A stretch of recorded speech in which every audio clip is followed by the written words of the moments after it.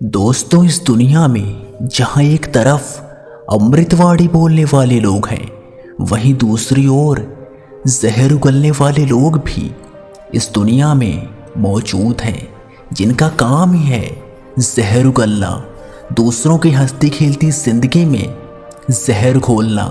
लेकिन इससे आपको विचलित होने की कोई ज़रूरत नहीं, क्योंकि उनका तो काम ही है जहर उगलना।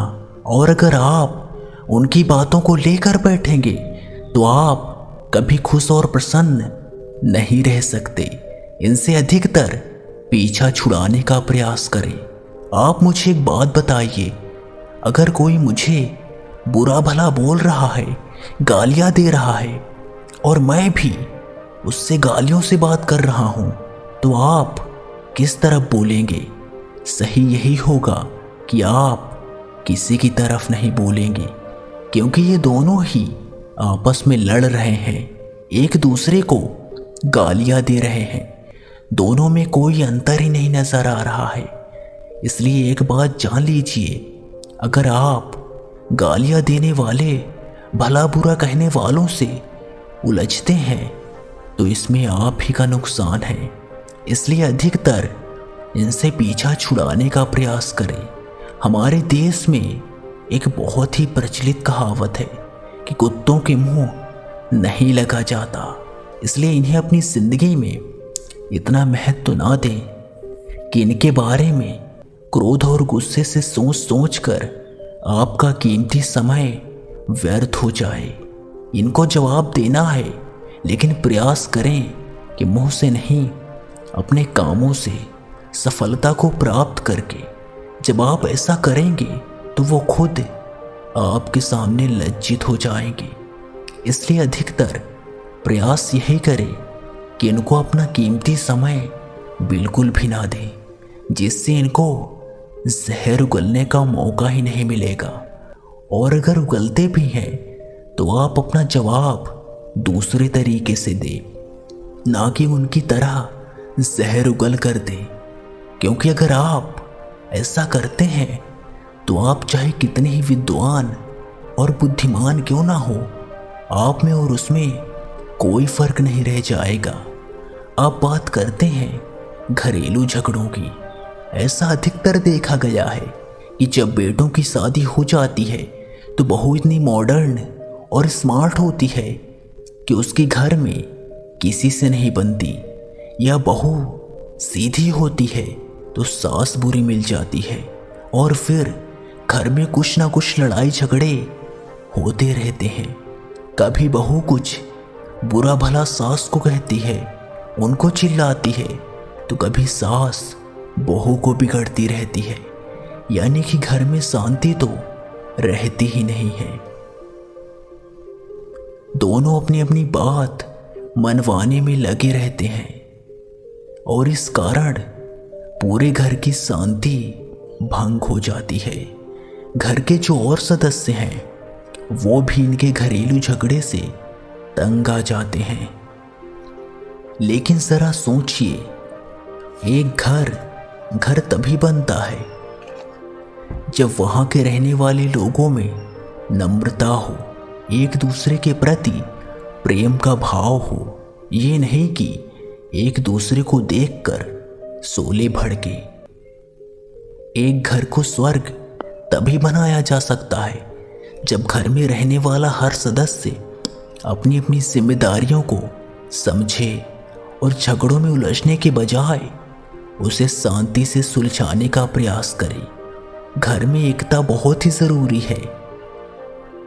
एकता में वो शक्ति है कि कबूतरों का झुंड इतने बड़े जाल को भी लेकर उड़ गया।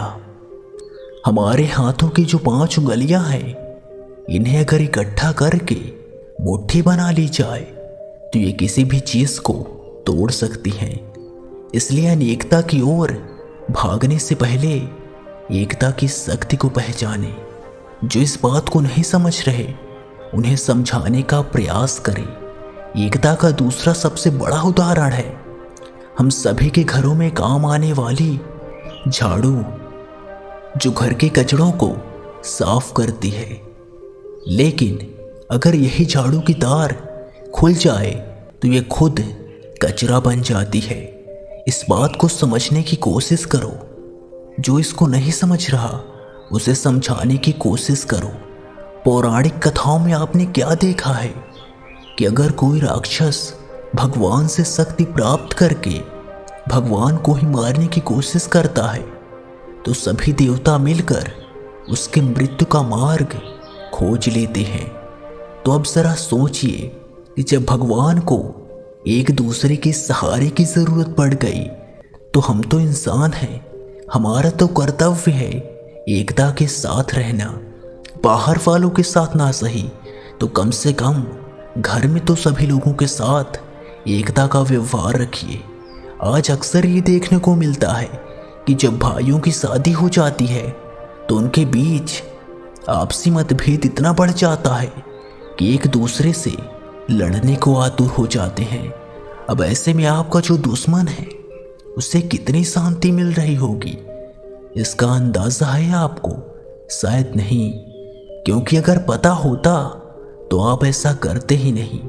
जरा सोचिए, हमारे देश के गुलाम होने के पीछे क्या कारण था? अनेकता, हिंसा, एक दूसरे से नफरत और जलन की भावना, जिसका फायदा उठाकर अंग्रेजों ने इतने सालों तक शासन किया और हमें उनकी गुलामी करनी पड़ी। अब ये बात आपको समझ में नहीं आ रही होगी, क्योंकि इस बात को सिर्फ वही समझ सकता है जिन्होंने अंग्रेजों के जुल्म को सहा है। जब देश गुलाम हो गया था तब आज़ाद कराने के लिए हमारे देश के वीरों ने एकता का सहारा लिया, नए नए संगठन बनाए, तब जाकर ये देश आज़ाद हुआ। इसलिए अगर ये बात ज़रा भी समझ में आई हो तो एकता के महत्व को समझो और क्रोध को त्याग दो।